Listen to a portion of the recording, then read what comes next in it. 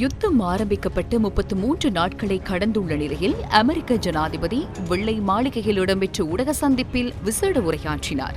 எதிர்வரும் வாரங்களில் ஈரான் தொடர்பான நடவடிக்கைகள் முற்றாக முடிவுக்கு கொண்டுவரப்படும் என அவர் கூறினார். இந்த போரில் ஈரானின் ராணுவம் மற்றும் அணுசக்தி திறன்களை பலவீனப்படுத்துவதே அமெரிக்காவின் முக்கிய நோக்கமாகும். அது நிறைவேறியவுடன் அமெரிக்க படைகள் குறித்த பகுதியிலிருந்து விரைவாக வெளியேறிவிடும். போரை முடிவுக்கு கொண்டுவர ஈரானுடன் ஒரு உடன்படிக்கைக்கு வர வேண்டிய அவசியமில்லை. வான்வழி தாக்குதல்களூடாக ஈரானின் ஏவுகணை உற்பத்தி நிலையங்களையும் ராணுவ திறன்களையும் நாம் தகர்த்துள்ளோம். அடுத்த சில வாரங்களில் இந்த முழு நடவடிக்கையை நம்மால் நிறைவுக்கு கொண்டுவர இயலும் என நான் நினைக்கின்றேன். பெரும்பாலும் இது அடுத்த 2 முதல் 3 வாரங்களில் நிறைவுக்கு வரும். கடந்த 24 மணித்தியாலங்களில் இஸ்ரேலும் அமெரிக்காவும் ஈரான் மீது 230 தாக்குதல்களை நடத்தியுள்ளன. டெஹ்ரானில் உள்ள ஒரு மருந்து உற்பத்தி நிலையத்திலும் ஈரானின் நிலத்தடி ராணுவ மையமும் இலக்குகளில் அடங்கும் என சர்வதேச ஊடகங்கள் செய்தி வெளியிட்டுள்ளன. பதிலடியாக ஈரானும் இஸ்ரேல் மற்றும் பல மத்திய கிழக்கு நாடுகள் மீது தாக்குதல்களை நடத்தியது. மத்திய கிழக்கில் இடம்பெறும் மோதல்களுக்கு அடுத்த சில நாட்கள் மிகவும் தீர்மானமிக்கதாக இருக்கும் என அமெரிக்க பாதுகாப்பு செயலாளர் பீட் ஹெக்ஸட் கூறினார். இதனை நிறைவுக்கு கொண்டு வர வேண்டும் என அமெரிக்க ஜனாதிபதி எப்போதுமே சுட்டிக்காட்டி வருகின்றார். இது ஒரு வரலாற்று நிகழ்வு. அமெரிக்கா ஈரானில் உள்ள அனைத்தையும் அழித்துவிட்டது.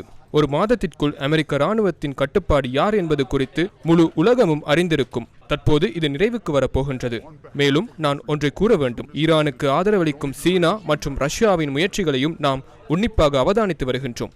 தேவைப்படும் பட்சத்தில் அந்த தலையீடுகளுக்கு எதிராக நடவடிக்கை எடுப்பதற்கு நாம் தயாராக இருக்கின்றோம். உடனடியாக போர் நிறுத்தத்தை அமுல்படுத்துமாறு பரிசுத்த பாப்பரசர் 14ஆம் லியோ உலகத் தலைவர்களிடம் மீண்டும் கோரிக்கை விடுத்துள்ளார்.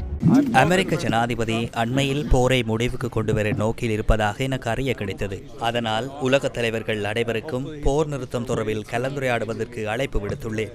பிரச்சினைக்கான தீர்வினை நாம் காண்போம்.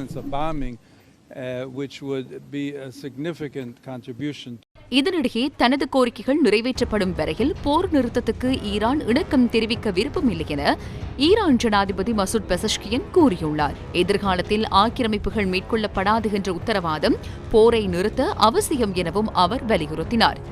இதனிடையே மத்திய கிழக்கு பிராந்தியத்தில் உள்ள அமெரிக்க தொழில்நுட்ப நிறுவனங்கள் தமது தாக்குதல்களுக்கு இலக்காகலாம் என ஈரானின் இஸ்லாமிய புரட்சிகர பாதுகாப்பு படை தெரிவித்துள்ளது. அமெரிக்காவுக்கு சொந்தமான விமானத்தாங்கி கப்பலான USS ஜோர்ஜ் S.W. புஷ்ஷும் மத்திய கிழக்கு நோக்கி புறப்பட்டுச் சென்றுள்ளதாக சர்வதேச ஊடகங்கள் தெரிவிக்கின்றன. அமெரிக்காவின் தரைவழி தாக்குதல்களுக்கு ஈரான் அஞ்சவில்லை என வெளிவிவகார அமைச்சர் அப்பாஸ் அரக்ஷி தெரிவித்துள்ளார்.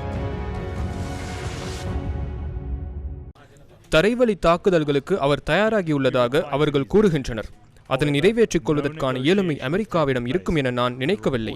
அதேபோன்று அவ்வாறு இடம்பெறுமாயின் அதனை ஏற்கவும் நாம் தயாராகி இருக்கின்றோம். பிராந்தியத்தில் உள்ள பல நாடுகளுடன் புதிய கூட்டணிகளை உருவாக்கி வருவதாக இஸ்ரேல் கூறுகிறது.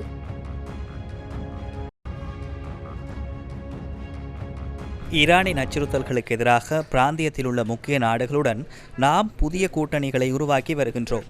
இந்த முக்கிய கூட்டணிகள் குறித்து மிக விரைவில் நான் உங்களுக்கு மேலும் கூற முடியும். இந்த நடவடிக்கைகளுக்கு முன்னர் சக்தி வாய்ந்ததாக கருதப்பட்ட பயங்கரவாத ஆட்சியின் அடித்தளங்களை நாம் தகர்த்து விட்டோம் என்பதை மீண்டும் வலியுறுத்த விரும்புகின்றேன். கட்டார் கடற்கரைக்கு அப்பால் எண்ணெய் கப்பல் ஒன்று மீது அடையாளம் தெரியாத தாக்குதல் நடத்தப்பட்டதாக பிரித்தானிய கடல்சார் முகவர் நிறுவனம் தெரிவித்துள்ளது. கப்பலின் ஒரு பகுதி சேதமடைந்துள்ளது. எனினும் கப்பலில் உள்ள ஊழியர்களுக்கு எவ்வித பாதிப்பும் ஏற்படவில்லை. எண்ணெய் கசிவு உள்ளிட்ட சுற்றுச்சூழல் பாதிப்பு எதுவும் ஏற்படவில்லை என்பதையும் அதிகாரிகள் உறுதிப்படுத்தியுள்ளனர்.